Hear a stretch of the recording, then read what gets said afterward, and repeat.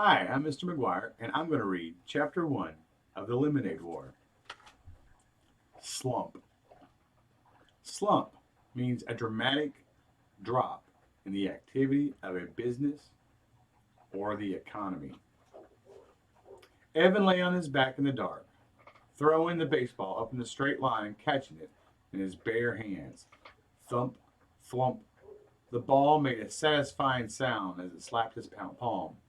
His legs flopped in a V.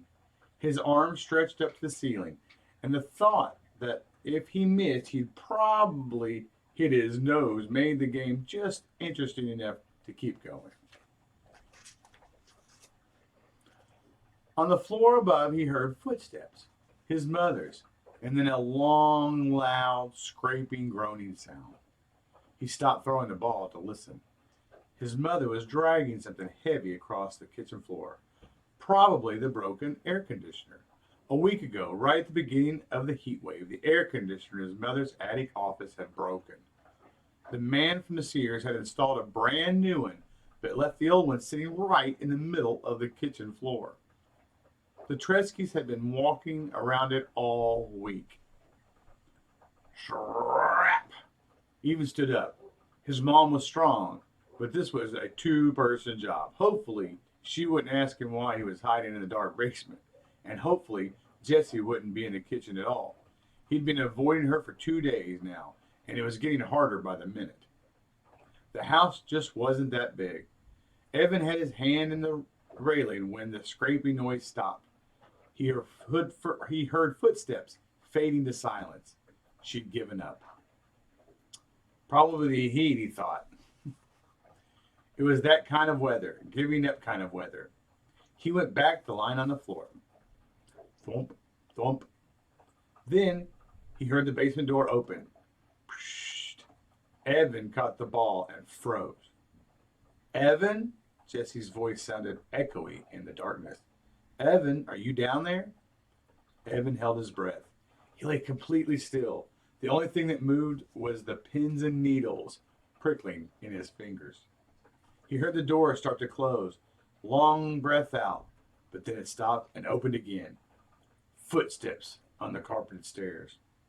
A black outline of Jessie standing on the bottom step with daylight squirting around her. Evan didn't move a muscle. Evan, is that you? Jessie took one short step into the basement. Is that? She inched her way toward him and then kicked him with her bare feet. Hey, watch it, would you? Evan said, swatting her leg. He suddenly felt stupid for laying there in the dark. I thought you were a sleeping bag, she said. I couldn't see. What are you doing down there? How come the lights are off? It's too hot with the lights on, he said. He talked in a flat voice, trying to sound like the most boring person on the whole planet. If he kept it up, Jessie might just leave him alone. Mom's back in her office, said Jessie, laying down on the couch. Working. She groaned as she said that word. Evan didn't say anything. He went back to throwing the ball, straight up, straight down. Maybe silence would get Jessie to leave. He was starting to feel words piling up inside of him, crowding his lungs, forcing out all the air. It was like having a chest full of bats, beating their wings, fighting to get out. Evan tightened his lips. Go away, he thought. Go away before I say something mean. It's going to be a hot all week, Jessie continued. Into the 90s, all the way up to Labor Day. Thwump, thwump. So what do you want to do, Jessie asked. Scream, thought Evan. Jessie never got it when you were just giving her the big freeze. She just went right on acting as if everything were great. It made it really hard to tell her to bug off without telling her to bug off. Whenever he did that, he felt bad. So what do you want to do, Jessie asked again, nudging him with her foot. It was a direct question. Evan had to answer it or explain why he wouldn't, and he couldn't get into that. It was too complicated, too hurtful. Huh, so what do you want to do, she asked for the third time. I'm doing it, said Evan. No, come on, for real.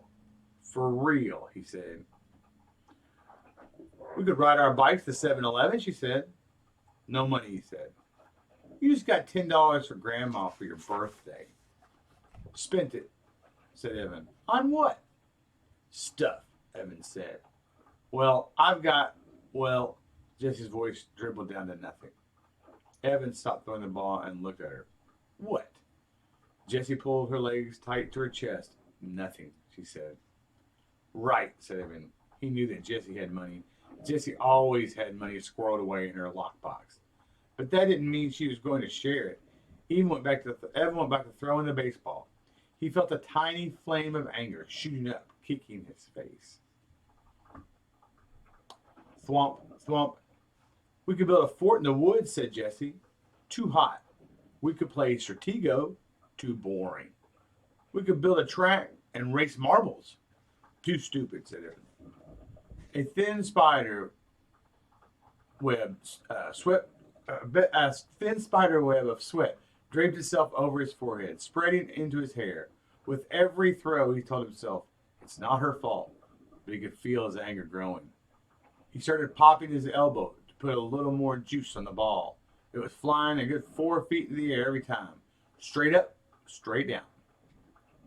Pop, flop, pop, flop. The bats in his chest were going nuts. What's the matter with you? Asked Jessie. You've been so weird the last couple of days. Oh man, here they come. I just want to play a dumb game like Stratego, he said. You like Stratego. I only picked that because it's your favorite game. I was being nice in case you hadn't noticed. Look, there are only 6 days left of summer, and I'm not going to waste them playing a dumb game. Evan felt like his heartbeat was speeding up. Part of him wanted to stuff a sock in his mouth, and part of him wanted to deck his sister. It's a stupid game, and it's for babies. I don't want to play a stupid baby game. Pop, flump, pop, flump. Why are you being so mean? She said. Evan knew he was being mean, and he hated being mean, especially to her, but he couldn't help it. He was so angry and so humiliated and so full of bats, there was nothing else he could do except alone. And she'd taken everything away from him, even that. You're the genius, he said. You figure it out. Good. That would shut her up for once. Evan watched the ball fly into the air. Is this because of the letter? Jessie asked. Crack. Evan had taken his eyes off the ball for 1 second, just for 1 second, and the ball came crashing down on his nose. Crud. Oh, crud. He curled over onto his side, grabbing his nose with both hands. There was a blinding, blooming pain right behind his eyes that was quickly spreading to the outer edges of his skull. Do you want some ice? He heard Jessie ask in a calm voice. What do you think? He shouted. Yeah? She stood up. No, I don't want any stupid ice. The pain was starting to go away, like a humongous wave that crashes with a lot of noise and spray, but then slowly fizzles away into nothing. Evan rolled to a sitting position and took his hands away from his nose. With his thumb and his index finger, he started to pinch the bridge. It was still a straight line. Jessie peered at his face in the dim light. You're not bleeding, she said. Yeah, well, it hurts, he said. A lot. It's not broken, she said. You don't know that, he said. You don't know everything, you know. You think you do, but you don't. It's not even swollen. You're making a big deal out of nothing. Evan held his nose with one hand and hit his sister's knee with the other. Then he picked up the baseball and struggled to his feet. Leave me alone. I came down here to get away from you, and you just had to follow. You ruined everything. You ruined my summer, and now you're going to ruin school. I hate you. When he got up to go to the bottom of the steps, he knew he threw the baseball down in disgust. Thud. Enjoy chapters 2 and 3 and 4 all the way through 14. Have a great day, guys.